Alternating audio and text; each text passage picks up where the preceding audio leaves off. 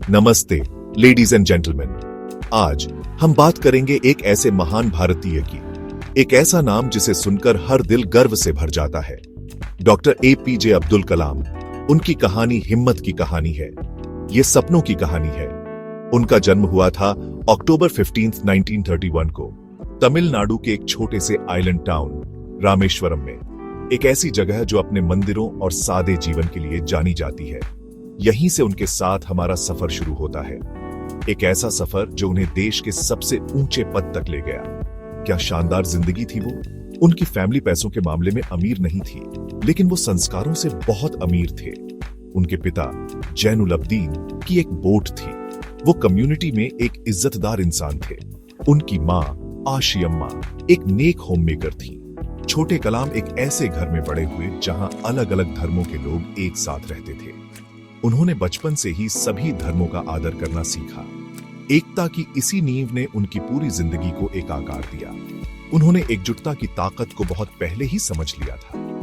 ये एक महान आत्मा की साधारण सी शुरुआत थी। एक छोटे बच्चे के तौर पर भी कलाम बहुत क्यूरियस थे।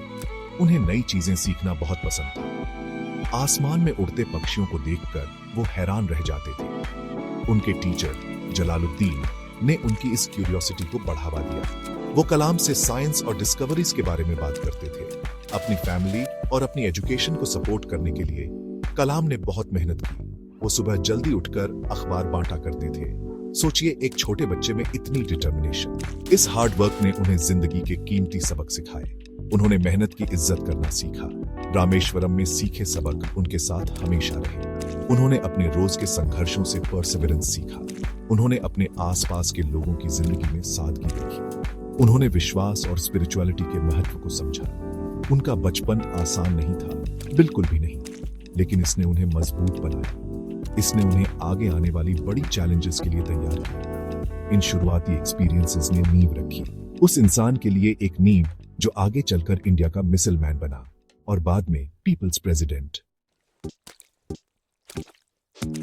डॉक्टर कलाम की ज्ञान की प्यास बहुत ज्यादा थी। उन्होंने अपनी शुरुआती स्कूलिंग रामेश्वरम में पूरी की।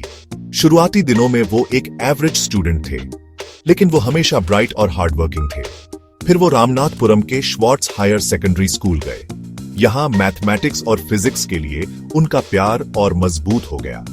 वो जानते थे कि एजुकेशन ही उनके सपनों को पूरा करने का रास्ता है। उन्होंने बहुत डेडिकेशन और फोकस के साथ पढ़ाई की। हर किताब उनके लिए एक नई दुनिया खोलती थी, संभावनाओं की दुनिया। उन्होंने ऊंची उड़ान भरने की ठान ली थी। हायर स्टडीज के लिए वो तिरुचिरापल्ली चले गए। उन्होंने सेंट जोसेफ्स कॉलेज ज्वाइन किया। उन्होंने 1954 में फिजिक्स में ग्रेजुएट किया, लेकिन उनका दिल इंजीनियरिंग में लगा हुआ था। वो ऐसी चीजें बनाना चाहते थे जो उड़ सके। तो उन्होंने मैड्रास इंस्टीट्यूट ऑफ टेक्नोलॉजी यानी MIT में एडमिशन लिया। MIT में एडमिशन मिलना एक बड़ी अचीवमेंट थी, लेकिन फीस भरना एक चैलेंज था। उनकी बहन जौहरा ने उनकी मदद के लिए अपनी चूड़ियां गिरवी रख दी। इस सैक्रिफाइस ने उन्हें दिल से छू लिया। उन्होंने अपनी बहन को प्राउड फील कराने के लिए और भी ज्यादा मेहनत की। वो सच में बहुत फोकस्ड थे। 1960 में डॉक्टर कलाम ने DRDO ज्वाइन किया, यानी defence research and development organization. एक साइंटिस्ट के तौर पर उनका सफर यहीं से शुरू हुआ। उन्होंने अपने करियर की शुरुआत इंडियन आर्मी के लिए एक छोटा हेलीकॉप्टर डिजाइन करके की। वो वहां पूरी तरह सेटिस्फाइड नहीं थे। वो अपने देश के लिए और भी बहुत कुछ करना चाहते थे। जल्द ही ISRO यानी इंडियन स्पेस रिसर्च ऑर्गेनाइजेशन से एक अपॉर्चुनिटी आई। वो 1969 में ISRO चले गए। ये उनके करियर में एक टर्निंग पॉइंट था। इंडिया के स्पेस ड्रीम्स साकार हो रहे थे और वो इसका हिस्सा थे। ISRO में डॉक्टर कलाम ने बड़ी सक्सेस हासिल की। वो इंडिया के पहले सैटेलाइट लॉन्च व्हीकल SLV-3 के प्रोजेक्ट डायरेक्टर थे। ये इंडिया के लिए एक बहुत इंपॉर्टेंट प्रोजेक्ट था।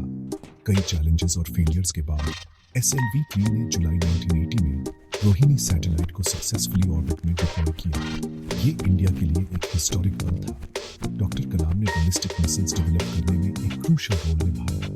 अग्नि और पृथ्वी मिसाइल्स उनके गाइडेंस में डेवलप हुई। इसी वजह से उन्हें इंडिया के मिसाइल मैन का मशहूर नाम मिला। उन्होंने इंडिया को मजबूत और गौरवान्वित बनाया। जिंदगी के पास डॉक्टर कलाम के लिए एक और बड़ा सरप्राइज था। 2002 में उनके लिए एक नया चैप्टर खुला। उन्हें इंडिया के प्रेसिडेंट के कैंडिडेट के तौर पर चुना गया। ये एक ऐसा रोल था जिसके बारे में उन्होंने कभी सोचा भी नहीं था। एक साइंटिस्ट, एक हम्बल इंसान इंडिया का प्रेसिडेंट बनेगा।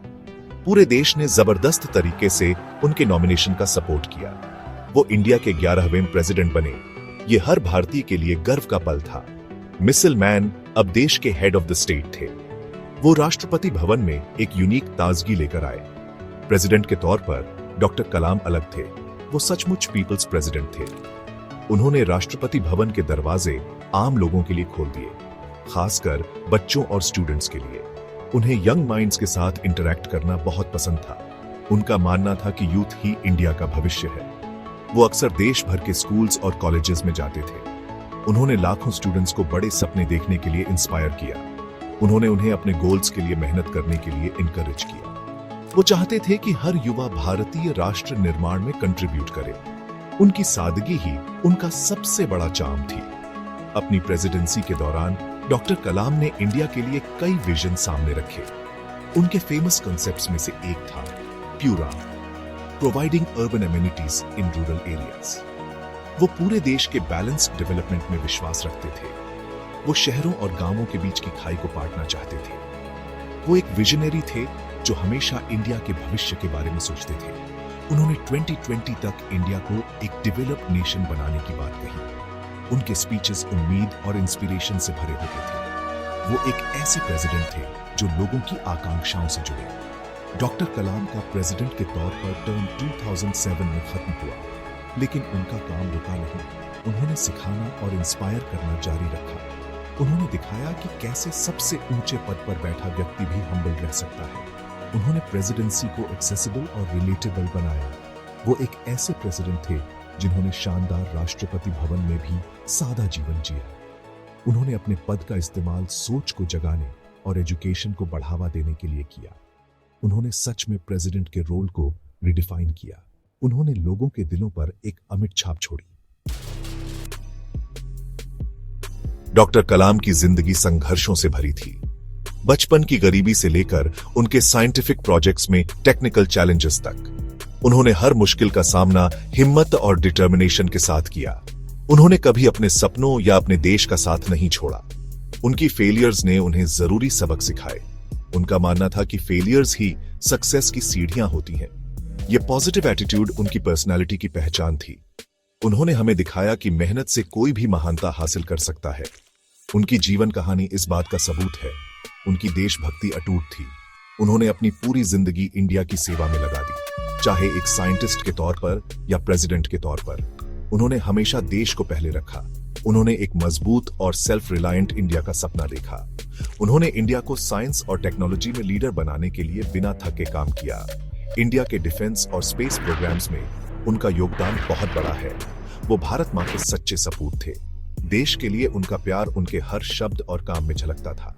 उन्होंने राष्ट्रीय गौरव की गहरी भावना जगाई। अपनी एक्स्ट्रॉर्डिनरी अचीवमेंट्स के बावजूद डॉक्टर कलाम बहुत हम्बल इंसान बने रहे। उनकी सादगी उनका सबसे बड़ा गुण था।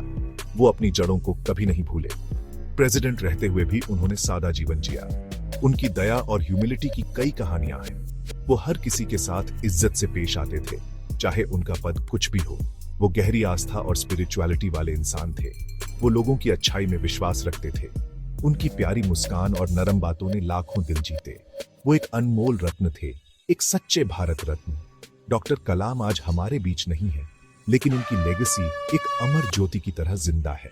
वो आज भी दुनिया भर में लाखों लोगों को इंस्पायर करते हैं, खासकर यूथ को, जिनसे वो बहुत प्यार करते थे।